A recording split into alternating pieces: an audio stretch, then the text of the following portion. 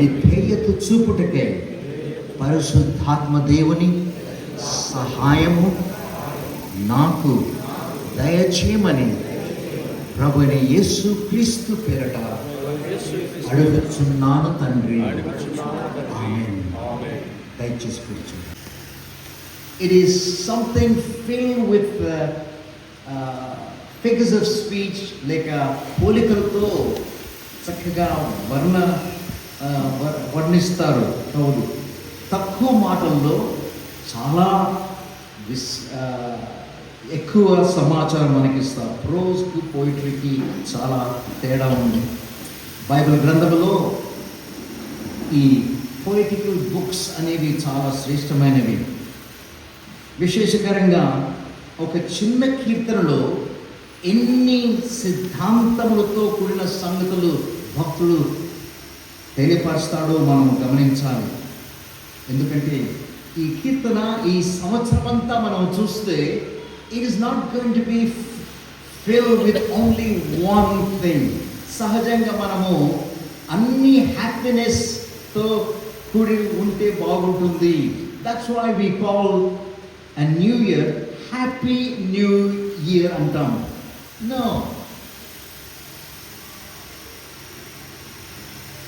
Happiness మాత్రమే కాదు మానవాళి యొక్క జీవితంలో ఉండేది. there are times of joy, times of sorrow. ఆ రీతిగా మనము చూస్తే దేవుని వాక్యములో ఈ భక్తుడు మొదట ప్రారంభించినప్పుడు దేవా అని సంబోధిస్తాడు. సీయోనులో మౌనముగా నుండుట నీకు స్తుతి చెల్లించుటే. దానికి చక్కని మాటలండి. క్లుప్తముగా ఎన్ని 4-5 పదాల్లో ఎంత బైబిల్ అంతా ఉంది. ప్రార్థన ఆలకించువాడా. ఈ ప్రార్థన ఆలకించే విషయము మన దేవునికి ప్రాముఖ్యముగా. This is really something, an attribute of God, our God, the biblical God. ఎందుకంటే ఈయనే సృష్టికర్తగా, he alone knows the human need. ఆయన ఒక్కడే ప్రార్థనను ఆలకించేవాడు. ప్రార్థన అన్నప్పుడు అనేక రకాల ప్రార్థనలు ఉన్నాయి. There is a public prayer or private prayer.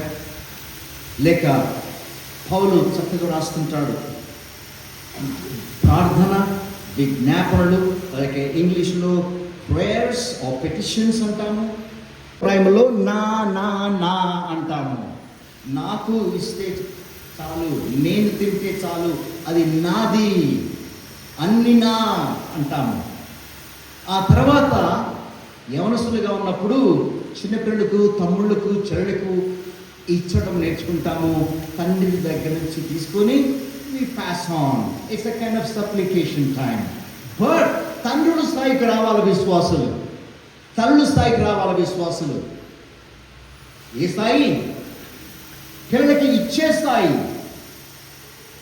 They are the givers.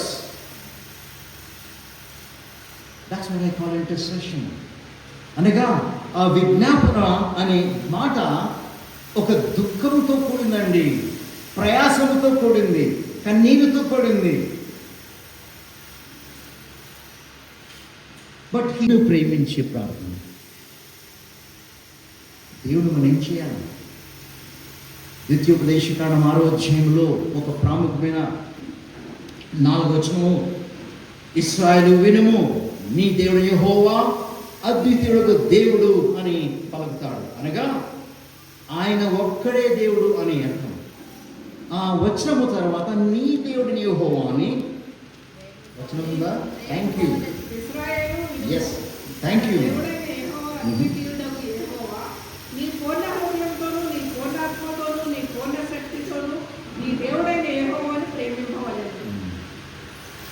Thank you for reading that. This I call immediate prayer. మన విషయంలో, మనము దేవుని విషయంలో ప్రేమించబద్దులై ఉన్నాము. దేవుడు నన్ను ప్రేమిస్తాడా లేదా అని కాదు. భర్త భార్య నన్ను చూసుకుంటుందా, వండి పెడుతుందా, అన్ని చేస్తుందా, అప్పుడు ప్రేమిస్తాను అన్నట్లయితే that is not love. It's not Christian marriage.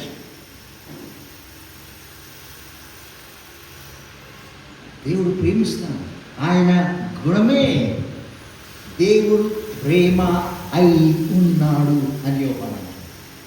ఇక ప్రేమించక తప్పుడు. But you have to love God. కానీ ఈ అవసరత 24/7 ఉంటుందండి. You know why? We are born in sin. పాపములో పుట్టాము, పాపమే చేస్తాము. అందుకే భక్తుడు తను గుర్తించున్నాడు, నా మీద మోపబడిన దోషములు భరింపచాలనివి. మోపబడిన మాట వాడతాడు అనగా ఎవరో మోపారని అర్థము. మా అతిక్రమములు నిమిత్తము నా అంటాడు, తర్వాత మొదటి లైన్లో మా అంటాడు. మా అతిక్రమముల నిమిత్తము నీవే. చూడండి, మా అన్నప్పుడు అందరికీ కలిపారు. నీవే అన్నప్పుడు only God alone can forgive since. మా అతిక్రమముల నిమిత్తము నీవే ప్రాయశ్చిత్తము చేయదు. అది 4వ పాయింట్గా చూద్దాము. కానీ will it be year of penitence, లేక పశ్చాత్తాప సంవత్సరముగా గుర్తిస్తావా ఈ సంవత్సరము? With authority. దేవుడు మామూలుగా సలహాలు ఇవ్వరు. పరిశుద్ధ గ్రంథములో ఎన్నడూ కూడా మారు మనసు పొందుడి. ఏథెన్సు పట్టణంలో అప్పటి వరకు ఎన్నడూ కూడా యేసు క్రీస్తుని గురించి వినని వారు, ఆ గ్రీకు తత్వశాస్త్రుడు అరియోపేగస్ అనే ప్రాంతంలో వారు ఆ కొండ మీద big hall of where they were discussing or debating all philosophies. ఇది క్రొత్త దేవుడుగా వచ్చాడు అని పౌలుకు తరుణం ఇచ్చారు. అప్పుడు యేసు క్రీస్తుని గురించి ప్రకటిస్తూ మారు మనసు పొందుడి. ఆ దినాల్లో పాప విషయంలో దేవుడు చూడట్టుగా ఉన్నాడు. ఇప్పుడైతే అందరూ అంతటా మారు మనసు పొందవలని ఆజ్ఞాపిస్తున్నాడు. What this year ought to be. ఈ సంవత్సరము పశ్చాత్తాప సంవత్సరం కదా. I'm talking to Christians. I'm talking to believers. జీవితాల్లో ఈ సంవత్సరం అంతా దేవుని ఉద్దేశముగా నెరవేరాలంటే దేవుని స్వరమును విని, దేవుని వాక్యము ప్రకారము ఆయన చిత్తమును తెలుసుకొని, ప్రభువా ఈ సంవత్సరమనే ఒక దయా కిరీటముగా నాకు ధరింపచేయను ఉద్దేశించి ఉన్నావు కాబట్టి నీ స్వరమును నాకు వినిపించు, నీ చిత్తమును నెరవేరుస్తాను, నన్ను నేను సమర్పించుకొంచున్నాను అనే ఒక చిన్న ప్రార్థన భావపూర్తిగా మనసారా దేవునితో చెప్తాను.